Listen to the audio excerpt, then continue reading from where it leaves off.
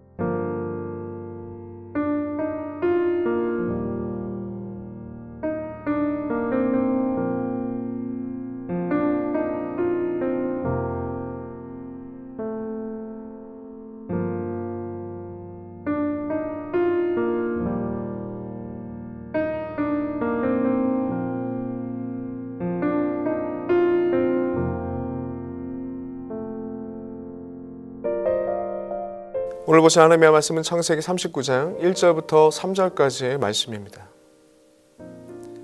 구약성경 61페이지쯤에 있습니다. 요셉이 이끌려 애굽에 내려가매 바로의 신하 친위대장 애굽 사람 보디발이 그를 그리로 데려간 이스마엘 사람의 손에서 요셉을 산이라. 여호와께서 요셉과 함께 하심으로 그가 형통한 자가 되어 그의 주인 애굽 사람의 집에 있으니 그의 주인이 여호와께서 그와 함께 하심을 보며 또 여호와께서 그의 범사에 형통하게 하심을 보았더라. 재능은 믿음으로 꽃을 피운다 라는 제목으로 말씀 전하도록 하겠습니다. 오늘 본문을 보시면 하나님께서 요셉과 함께 하심으로 2절에 요셉이 형통한 자가 되었다고 말씀합니다. 그리고 본문 끝구절을 보시면 23절의 내용을 보시면 형통하게 해 주신다라고 되어 있습니다. 우리가 흔히 생각했을 때 하나님께서 함께 해 주시는 형통이라고 한다면 모세 때처럼 놀라운 기적을 통해서 막힌 모든 상황들을 열어주시는 형통을 생각합니다. 또한 다윗 때처럼 가는 곳곳마다 승리하는, 문제들을 넘어서는 그런 인생의 승리를 맛보게 되는 것들을 생각하게 됩니다. 그런데 오늘 본문을 보시면 요셉에게는 그러한 어떠한 기적적인 일도 없었고 상황 변화도 없었습니다. 또 가는 곳곳마다 사람들이 굴복하고 그런 다윗처럼 그러한 일도 또한 일어나지 않았습니다. 오히려 요셉은 여전히 노예였고 더 상황은 안 좋아졌습니다. 죄수가 되고 그리고 억울하게 옥살이를 하는 그런 일들도 또한 펼쳐집니다. 그런데 이런 요셉을 하나님께서는 형통한 자다, 그리고 형통케 하셨다라고 말씀하고 있는 것입니다. 모세와 다윗과는 다른 형통의 모습을 오늘 본문은 말하고 있다는 것입니다.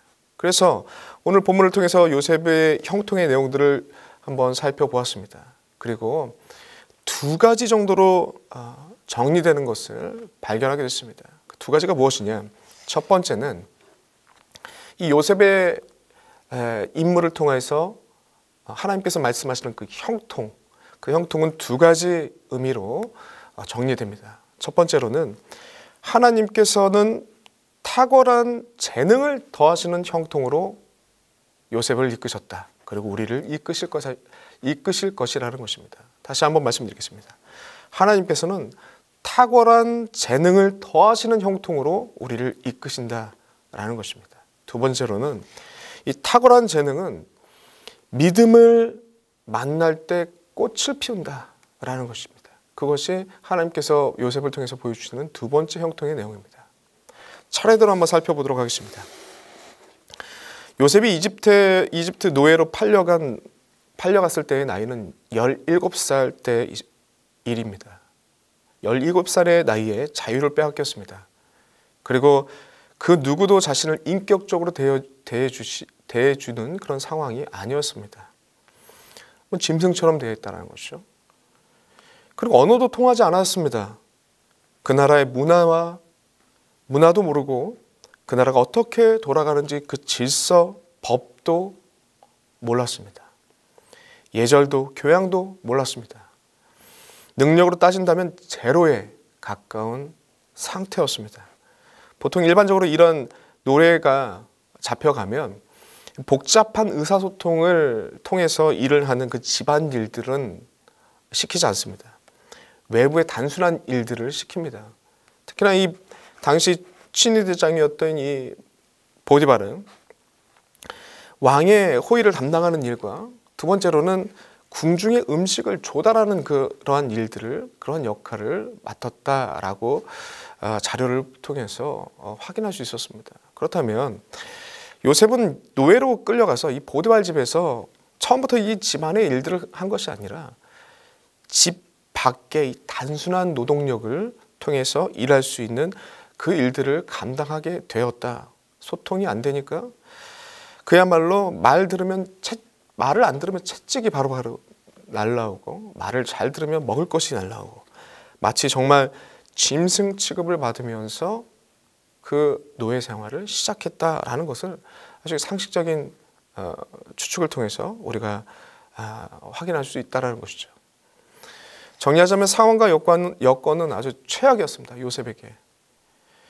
그리고 가진 능력 또한 최악이었습니다. 이런 요셉에게 하나님께서는 함께 하십니다.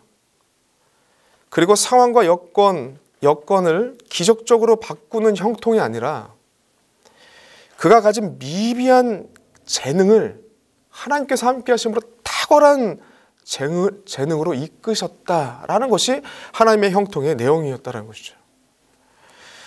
요셉에게 탁월한 언어의 능력을 허락하시고 문화를 이해하는 지혜를 주시고 법과 질서를 파악하는 명석함을 허락하십니다. 이집트의 예절과 교양을 탁월하게 습득할 수 있는 재능 또한 부여하십니다.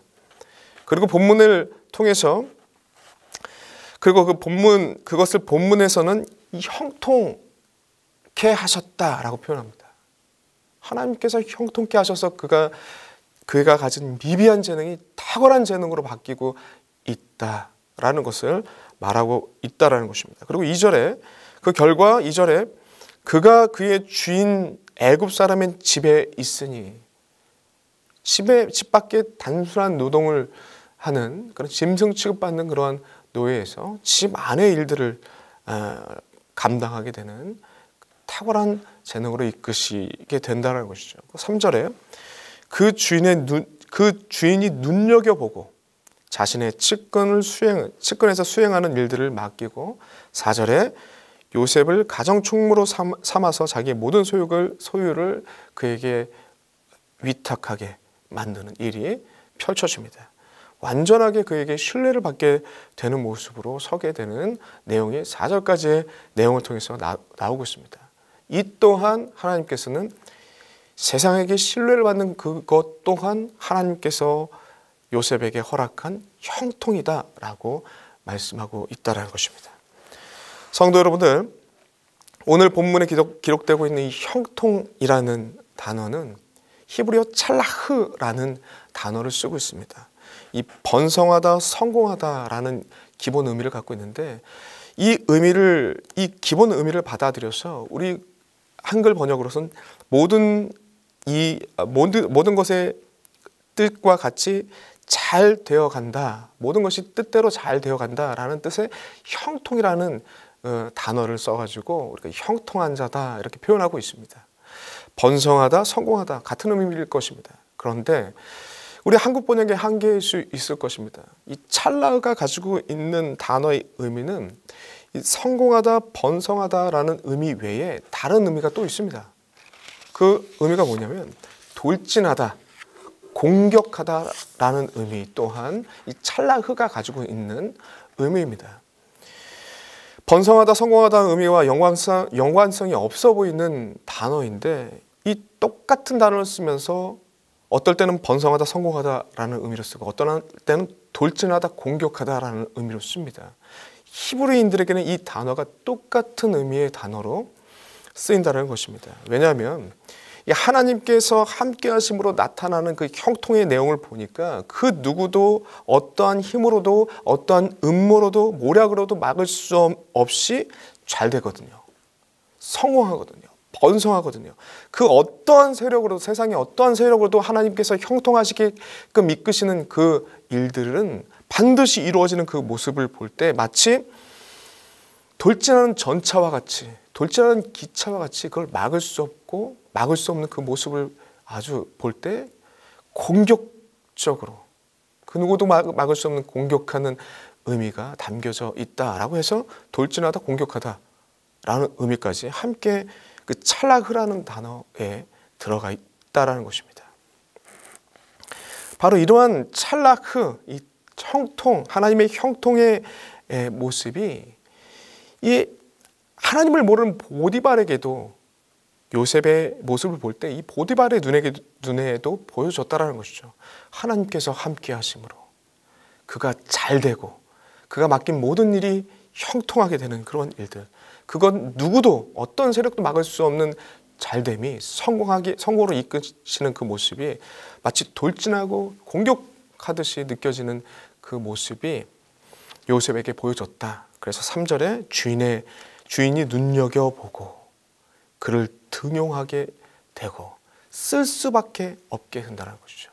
모든 것을 맡겨 신뢰할 수밖에 없게 만들었다는 거죠. 이 모든 내용이 하나님의 형통이다라는 것이 오늘 본문이 보여주고 있는 내용입니다. 사랑하는 성도 여러분들, 하나님께서 함께 하셔서 모세와 같이 다윗과 같이 놀라운 역사적인 체험을 통해서 하나님께서 이끄시는, 대적을 무찌르시고 막혀있던 것들을 기적적으로 여시는 그러한 형통, 하나님께서는 하나님 백성들에게 모세 때와 같이, 다윗 때와 같이 우리에게도 동일한 형통으로 우리를 대하실 것입니다. 이러한 형통 우리가 누려야 될 것입니다.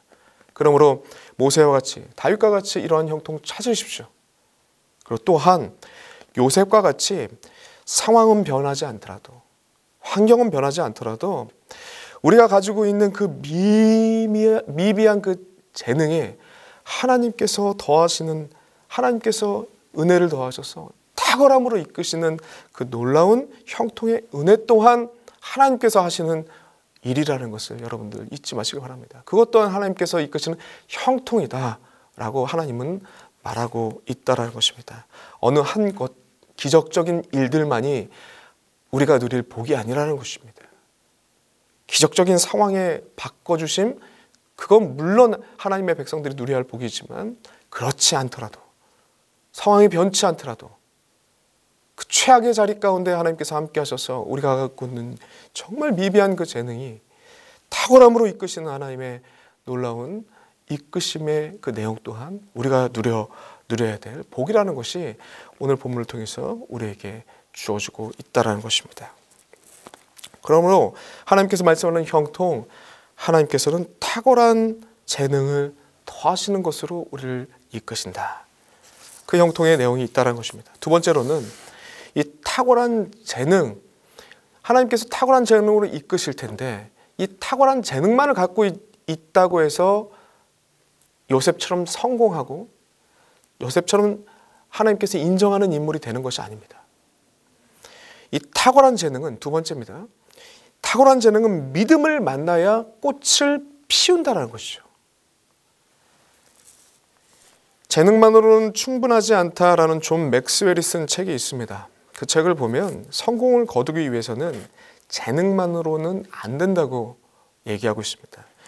재능과 함께 13가지의 요소가 붙어야지 그 재능이 꽃을 피운다고 그렇게 얘기합니다. 그 13가지 내용이 무엇이냐면 믿음, 열정, 실행력, 집중력, 준비, 연습, 인내, 용기, 배우는 태도, 인격, 관계에서의 책임감, 팀워크, 이렇게 13가지의 내용들이 붙어야지 참된 성공, 우리가 흔히 얘기하는 성공한 사람들이 갖고 있는 특징을 살폈을 때 이러하게 재능과 함께 이 세 가지가 함께 붙어야지 참된 성공에까지 가더라. 그런 내용의 책이었습니다.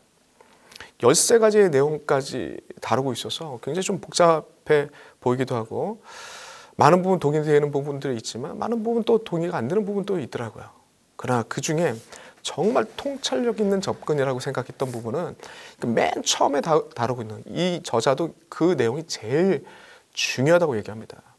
재능과 함께 첫 번째, 스스로 자신이 이 일을 할 수 있다라는 그 믿음의 요소가 붙어야지 성공까지 간다고 하더라고요. 농구 선수든 미식 축구 선수든 어떠한 화가든 어떠한 직업군을 갖고 있더라도 어떠한 그 재능을 분명히 갖고 있어서 그 전문적인 영향력 속에서 그 직업군 속에서 일을 하게 되는데 누구나 다 성공으로 가지 못하는데 성공한 사람들의 특징들을 뽑아내니까 스스로 이 일들을 반드시 할 수 있다라는 그 믿음이라는 요소가 강하게 자리 잡고 있으면 성공까지 간다. 그 부분을 얘기하고 있더라고요. 그 부분이 아주 핵심적인 부분이라고 얘기합니다. 정말 통찰력 있는 접근이라고 생각합니다. 그 저자가 이렇게 얘기합니다. 스스로 믿는 믿음이라는 것은 어떠한 일을 하든 힘을 실어준답니다. 그 믿음이 우리 안에 있다면, 내 안에 있다면 그것으로부터 힘이 나온대요. 그리고 어떠한 일을 하든 용기를 준대요. 용기도 그 안에서 나온다고 합니다. 그리고 우리의 잠재력을 키워준답니다. 그 믿음이. 우리 안에 내가 이거 반드시 할 수 있다라는 그 믿음이 있다면. 그리고 믿음은 기대감을 주고요. 그러니까 나에게 기대감을 주고 상대방에게 기대감을 준다고 합니다. 그래서 나의 행동을 결정하고 상대방의 행동을 결정하기 때문에 이 믿음이라는 내 안에 있는 그 믿음이라는 요소가 정말 중요한 요소다라고 그렇게 말하고 있습니다. 이것이 있느냐? 이 믿음의 요소가 있느냐? 없느냐가 실패와 성공을 가른다. 그렇게 얘기하고 있습니다. 거의 뭐 복음과 비슷한 이야기를 하는 것을 보았습니다. 정말 맞는 말 아니겠습니까? 아무리 탁월한 재능을 갖고 있다 하더라도 믿음이 없이는 자기가 스스로 이것들을 반드시 해낼 수 있다는 그 믿음이 흔들려 버리면 아무리 탁월한 재능을 갖고 있더라도 흔들려 버리는 거죠. 포기한다는 거. 쉽게 상황이 달라지면, 여건이 달라지면 쉽게 포기해 버린다는 것이죠. 재능을 꽃피울 기회를 아예 잡지를 못하게 된다라는 그런 말입니다. 그런 책의 내용이었다는 것이죠. 뭐 우리 가운데 흔히 찾아볼 수 있는 대표적인 예가 그런 예가 있을 것입니다. 우리 역사 가운데 이런 일이 있었습니다. 일제치하 때 처음에는 아주 탁월한 문인들로 독립운동을 한 문인들이 있었습니다. 그 문인들을 살펴보니까 처음에는 광복에 대한 희망을 품고 문학 활동을 하고 사람들을 격려하고 지도자로서 또 사람들을 이끄는 그런 모습을 보이다가 어느 한 시점에 있어서 더 이상 광복의 희망을 찾을 수 없다라는 스스로의 포기감 때문에 쉽게 이렇게 변절하는 그러한 일들이 있게 되죠. 정말 탁월한 문학적인 재능을 갖고 있었음에도 불구하고 본인 안에 그런 믿음의 요소가 흔들려 버리니까 쉽게 변절한 모습을 찾아볼 수 있습니다. 태평천하라는 작품을 쓴 채만식이라는 분이 있지 않습니까? 문학인이 있지 않습니까? 이 40년 정도에 변절하게 됩니다. 그리고 태평양 전쟁에서 징병을 하고 징병원들을 모집하는 그런 선동하는 글들을 쓰고 그 활동을 펼치게 됩니다. 후에는 뭐 본인이 잘못했다라는 글을 쓰게 되는데 아무튼 탁월한 문학적 재능을 갖고 있었지만 본인 안에 있는 믿음이 흔들려 버리니까 변절하게 되는 것이죠. 무정을 썼던 이광수 또한 30년에 변절하고 황국신민화를 찬양하는 등 친일 행적들을 이어가죠. 모가지가 길어서 슬픔 짐승이요. 아주 문학작품으로 우리가 중고등학교 때 많이 배웠던 내용 아니겠습니까? 노천명 광복 3년을 남겨두고 42년에 변절합니다. 그리고 기존 문학인들을 회유시켜서 친일을 하게 하는 그런 그런 활동들을 벌입니다. 해외에서 소년에게라는 최남선 있지 않습니까? 민족 대표 33인으로까지 활동했던 사람입니다. 그러나 일제 압박과 회유에 넘어가서 일제 침략을 미화하는 그런 글들을 썼던 것이 이 친일 행적들을 했던 것이 이 최남선입니다. 여러분들 이 문인들 얼핏 제가 말씀드렸는데 그 문인들 이 문학적 탁월한 재능들을 갖고 있어서 친일 행적을 했음에도 불구하고 중고등학교 과정 가운데 우리가 이분들의 작품들을 배웁니다. 그 탁월함을 인정을 하지만 그 인생을 성공했다라고 얘기하는 사람이 있습니까? 성공했거나 존경한다라고 하는 사람들이 있습니까? 존경할 수가 없죠. 친일 행적을 했으니. 왜 이런 일이 벌어집니까? 탁월한 재능을 갖고 있었지만 상황과 여건이 바뀌면 언제든지 내 안에 있던 그 믿음이 흔들려 버려가지고 변절하기 때문에 성공까지 참다운 성공과 사람들의 존경받는 그런 위치까지는 올라오지 못했다. 일반적인 예를 통해서 똑같은 내용을 살필 수 있다는 것이죠. 일반적으로도 인생의 참된 성공과 형통은 탁월한 재능과 믿음이라는 요소가 더해질 때 이루어진다는 것을 아주 쉬운 예화들로 찾을 수 있다는 것이죠. 사랑하는 성도 여러분들, 결론을 한번 내보도록 하겠습니다. 우리가 받은 이 복음과 요셉을 오늘 본문에 나와 있는 요셉의 말씀을 통해서 얻어지는 이 귀한 본문의 메시지가 있습니다. 복음 자체가 이 요셉이라는 인물의 이 말씀에 주는 것 자체가 은혜라는 거죠.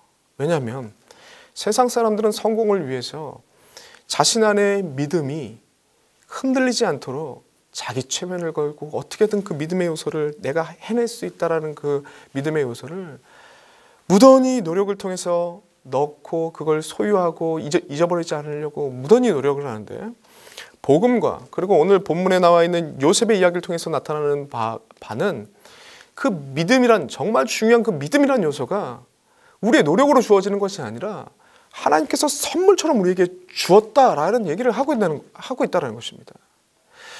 누구나 재능을 갖고 있습니다. 그러나 그 재능에 꽃이 피우기 위해서는 흔들리지 않은 그 믿음이 있어야 되는데, 그 믿음이란 요소를 하나님께서는 우리에게 그냥 거저 선물처럼 우리에게 주셨다는 거죠. 공짜로. 오늘 본문 요셉을 보시면 17세 때 하나님께 꿈을 봤습니다. 거저 봤죠. 그리고 그 꿈을 굳건하게 흔들리지 않게 믿음으로 받아들이게 되었다는 것이죠. 그 이후에 그 인생의 어려운 일들이 반복적으로 펼쳐집니다. 더욱더 심각한 어려움들이 펼쳐집니다. 그러나 요셉은 그 안에 하나님께서 주신 그 꿈이 흔들리지 않았습니다. 나를 통해서 하나님께서 반드시 이루실 하나님의 그 원대한 꿈과 믿음은 흔들리지 않았습니다. 그래서 참된 성공의 길로, 참된 형통의 길로 갈 수 있었다라는 것입니다. 17세 때 노예가 되고 많은 고난 끝에 30세 때 총리가 되어서 하나님의 크신 일들을 이뤄가는 그런 참된 성공과 존경의 대상이 된 것이, 믿음의 선조가 된 것이 요셉의 모습이었다는 것입니다. 사랑하는 성도 여러분들, 결론입니다.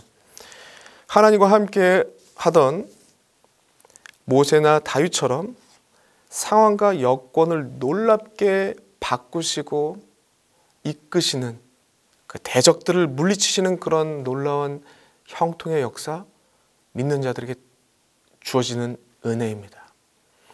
언제든지 우리의 막힌 상황과 그리고 풀지 못하는 그런 삶의 어려운 문제가 있으면 하나님께 내려놓으십시오. 마치 모세와 같이, 마치 다윗과 같이 여러분과 함께 하셔서 형통의 길로 이끄실 것입니다.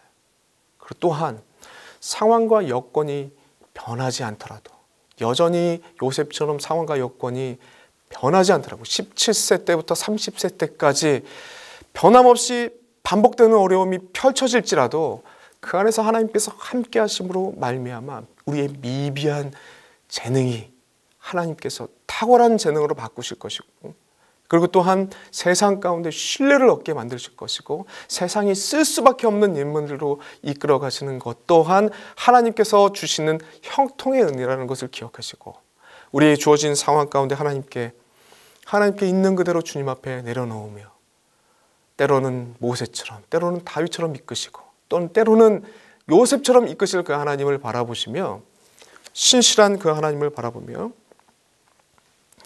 우리 가운데 참된 형통의 의미가 무엇인지, 하나님께서 어디로 이끄실지 기대하며 기다리며 참된 형통의 내용들을, 깊은 하나님의 은혜의 내용들을 체험하고 깨달아가시는, 요셉처럼 깨달아가시는, 요셉처럼 참된 형통의 의미를 붙잡으시는 주의 백성 되시길 간절히 소망합니다. 기도하겠습니다. 하나님 아버지, 너무나도 감사합니다. 요셉의 이야기를 통해서 우리에게 주시는 분명한 말씀이 있는 줄 압니다. 형통의 메시지를 우리에게 주셨습니다. 상황과 여건이 바뀌지 않더라도 요셉은 하나님께서 형통했다고 말씀하십니다. 형통케 하셨다고 말씀하십니다. 형통한 자라고 말씀하십니다. 그 가운데 우리가 가지고 있는 미비한 그 능력에 하나님께서 더하시는, 그 탁월함으로 더하시는 하나님의 은혜가 있었고, 그리고 세상이 바라볼 때 쓸 수밖에 없는 하나님의 형통의 역사가 그들 가운데 펼쳐졌습니다. 하나님 동일한 은혜가 이 삶의 다양한 문제 속에 있는 주의 백성들 위에 함께 하실 줄 믿습니다. 요셉의 심정으로 지금 간구할 때 요셉을 이끄셨던 형통을 함께하여 주시옵시고, 모세와 다윗에게 허락하셨던 하나님의 형통의 은혜가, 그 은혜가 필요한 주의 백성들에게 하나님의 참된 형통으로 이끌어 주시는 놀라운 형통의 역사가 우리 동명교회 모든 성도들 가운데 가득 넘칠 수 있도록 주님 역사하여 주시옵소서. 감사드렸고 예수님의 이름으로 기도드리옵나이다. 아멘.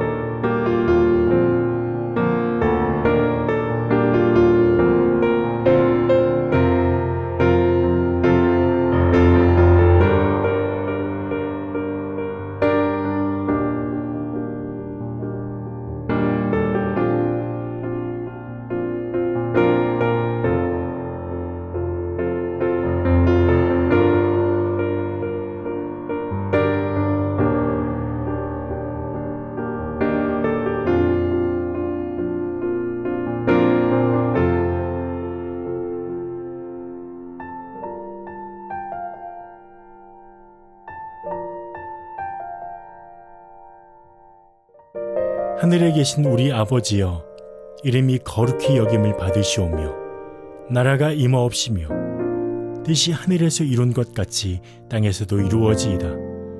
오늘날 우리에게 일용할 양식을 주옵시고 우리가 우리에게 죄 지은 자를 사하여 준 것 같이 우리 죄를 사하여 주옵시고 우리를 시험에 들게 하지 마옵시고 다만 악에서 구하옵소서. 대개 나라와 권세와 영광이 아버지께 영원히 있사옵나이다.